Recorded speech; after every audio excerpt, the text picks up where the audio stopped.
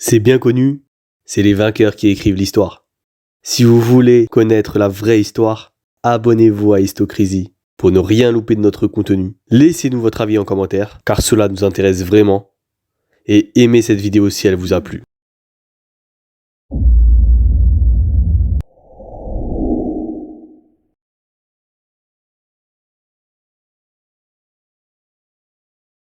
Abdoulaye Ndiaye, le dernier tirailleur sénégalais, ancien combattant de la Première Guerre mondiale.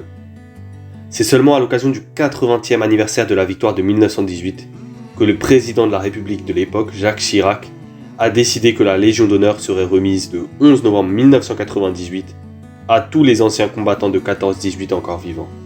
L'ambassadeur de France au Sénégal fut chargé de la remettre à Abdoulaye Ndiaye, dernier tirailleur sénégalais survivant de la Première Guerre mondiale.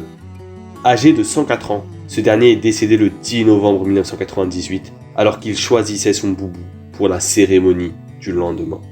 Il avait été engagé dès le début de la guerre et blessé une première fois en Belgique en août 1914.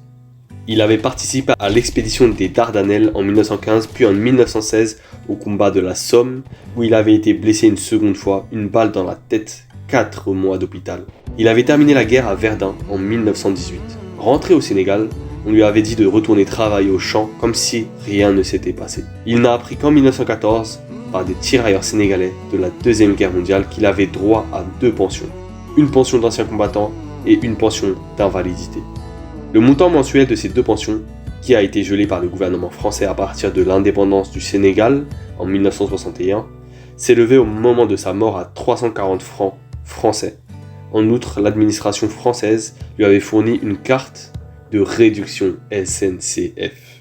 Incroyable. Dans son village sénégalais, sans électricité et ne disposant pas de 4 points d'eau pour 1500 habitants, ce vétéran de ce que les Africains appelaient la guerre des Français ne possédait pour leur seule richesse qu'une minuscule cabane de paille et de tôle, une lampe tempête et un transitor. Sa modeste pension permettait cependant d'améliorer l'ordinaire de sa famille, qui comptait une trentaine de personnes. Son petit-fils a déclaré au correspondant du journal Le Monde qu'il rêvait de Paris, mais qu'il n'était pas sûr d'obtenir un visa pour la France. Peu de temps avant son décès, Abdoulaye Ndiaye avait été photographié et son témoignage filmé par le journaliste Olivier Morel. La Légion d'honneur lui aurait été remise le 11 novembre 1998. Et comme un symbole, il est décédé le 10 novembre 1998, un jour avant. J'aimerais finir sur une phrase marquante et inspirante d'un tirailleur sénégalais aujourd'hui décédé, Amadou Lamine Sow. Nous n'avons pas de place dans votre histoire. Pourtant, nous l'avons écrite ensemble. Sans l'Afrique, la France ne serait pas ce qu'elle est.